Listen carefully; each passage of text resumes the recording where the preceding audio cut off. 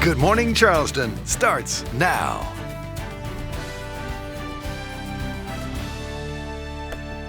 Hey there, and good morning to you, Charleston. It is Monday. It's July 27th this month, almost coming to a close. I'm John Bruce Lee out today. Thanks so much for starting your Monday and your work week off with us. So check out this flooding in Mexico from Tropical Storm Hanna. That storm made its way through Texas and northern Mexico over the weekend, coming ashore as a Category 1 hurricane before it was downgraded to a tropical depression. Now, Storm Tracker meteorologist Emily Gracie getting ready for the day, the work week, and everything you need to know here in the low country. So during hurricane season here in the low country, of course, not expecting anything headed our way just yet. That could change at a moment's notice, but what can we expect as people head off to work? Certainly could change. And thanks, rescue crews were able to save a man who fell from a boat near Fort Sumter last night. Officials say that 30-year-old was missing for several hours. The Coast Guard sent up their chopper. Local law enforcement helped out. They launched boats. That search lasting about 90 minutes. We're told that gentleman was eventually found safe.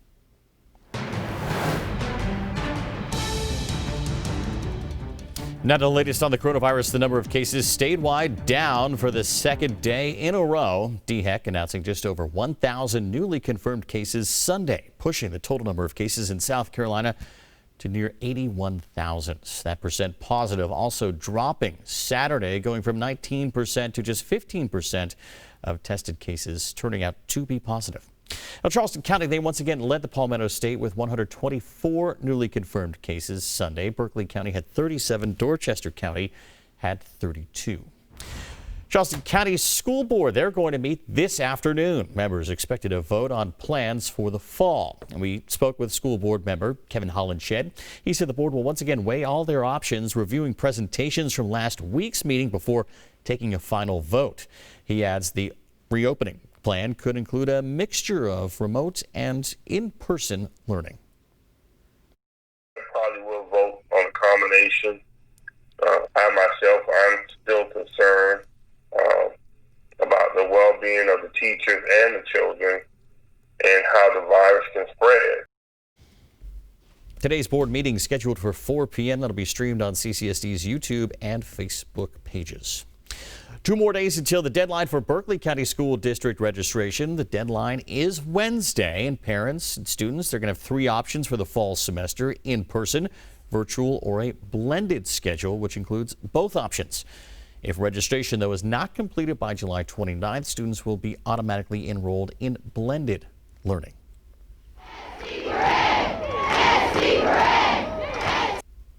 You remember that. It's been nearly 14 months since thousands of teachers marched on Columbia demanding education reform and more pay. Well, today, teachers from across the state, they're making their way back to the Capitol. This time, they won't be marching, but rather driving in their cars. SC for Ed is calling this week Virtual Until Safe Action Week. It's a statewide motor march around the governor's mansion and the South Carolina State House. That motor march will continue all week with different events. SC for Ed says in part the governor and others said face-to-face instruction should be mandated as an option for all students in the state. We cannot, in good conscience, remain idle in our positions and actions. As of this morning, worldwide cases of COVID-19 now reaching more than 16.2 million. And of those, nearly 650,000 people have died. More than 146,000 of those deaths right here in the United States. America also leading the number of cases by nation with more than 4.2 million confirmed cases. Many Americans, they are desperately looking to Washington, of course, for some kind of economic relief in all of this. Meanwhile, hope may be on the horizon as the race for the vaccine takes a giant leap forward. Karina Mitchell in New York this morning with the latest. All right, it's 4:37 now, and a controversy over permits, a story that we've been following for you since last Sunday. The issue here, who can legally stand at the Confederate Defenders of Charleston statue downtown? Our own Amy Russo at that protest yesterday and told us about the compromise 2 organizations at odds somehow managed to reach. Amy, thank you. Senator Lindsey Graham making a stop in the upstate. He'll be touring a manufacturing company in Gaffney. The senator is doing a bit of campaigning while home as well, discussing new legislation, the U.S. MADE Act, calling for the U.S. to stop depending on other countries for PPE. Senator Graham thinks our state could be the perfect place for increased production, saying, quote, I'm going to do everything I can to make sure that South Carolina leads the way when it comes to testing and getting medical supply chains out of China. Well, still to come right here, heartbreak out of Florida. A mother mourning her daughter. More on the grim milestone out of the Sunshine State.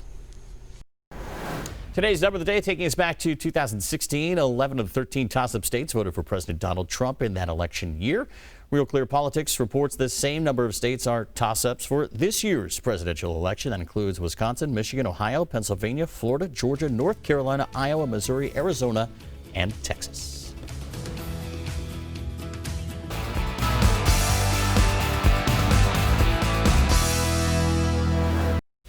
A grim new milestone out of Florida this morning. The state recording its youngest death from COVID-19. 9-year-old Kimora Lynham died last Saturday in Putnam County. Her family says she was taken into the hospital for high fever days prior, but then was sent home without being tested for COVID-19. A few days later, Kimora was taking a nap and never woke up. Her family says that Kimora had no underlying health conditions when she developed that high fever. A test taken after her death confirmed that she was indeed positive for COVID-19. Her mother says she'll never get over her child's death. Honoring John Lewis, the civil rights legend and congressman who died at the age of 80. His body will lie in state in the U.S. Capitol beginning this afternoon. Alex Brachet takes us to a weekend of events celebrating his life and his legacy. Whose lives matter? Police say 2 people were arrested after an argument ended in a shooting last night in Portland. Those injuries were told non-life-threatening. A protester nearby says that several people who were involved had guns. Trying to defend himself. Next thing you know, someone takes his gun from him and he's trying to wrestle it back. And in that scuffle, oh, sorry, sir. And in that scuffle, the gun gets shot off and he's able to wrestle the gun back. And that's when he started trying to back up and away from them. Witnesses say protesters followed the police in a van after the arrest and screamed at those officers until they drove away. And new police body camera footage shows protests in Seattle Saturday night. Police say this wasn't just a protest. It turned into a full-blown riot.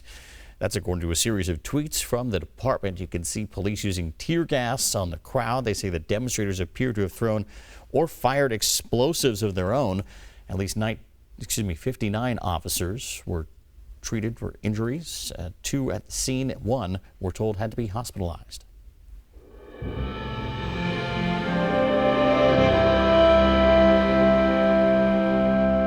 Doctors across the country are using blood plasma from recovered COVID-19 patients to help others. And as positive cases continue to climb nationwide, the need for plasma donors is growing. In the Sinclair Cares, Melanie Torrey shows us how some blood centers are working to get more recovered patients through their doors. All right, so to come right here, NASA wants boots on Mars. First, they got to see what's up there. We're going to tell you when they're going to launch another rover into space.